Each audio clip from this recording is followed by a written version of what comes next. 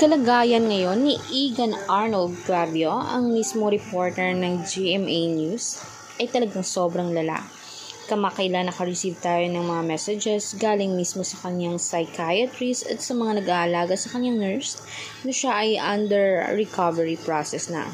Pero gayon pa man ay hindi naman natin kasi masabing 100% na okay siya dahil nagkaroon siya ng hemorrhage, stroke o pagbi-bleeding sa kaliwang bahagi ng utak niya. Biglaan ito at meron din siyang hypertension at high blood na dinanas.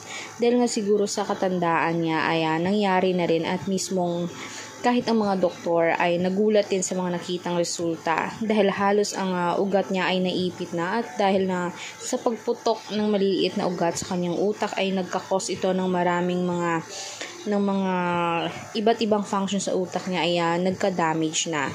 Pero gayon pa man ay tinutukan ito dahil naagapan naman umano.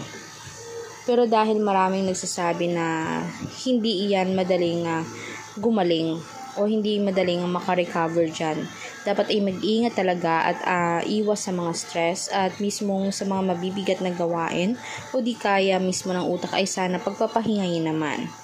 Kaya iniimbitahan ng lahat na sana umano ay magdasal at ipag-pray natin ang mismong naturang pagaling ng reporter na si Egan Arnold Clavio na kilala at sikat sa pagiging host sa GMA News. Kaya for more public videos guys, mag-subscribe kayo at i-click ang mismong notification bell para lagi kayo updated sa ating future trending videos. Mabuti na lamang at andyan si Idol Raffy Tulfo para laging tumulong.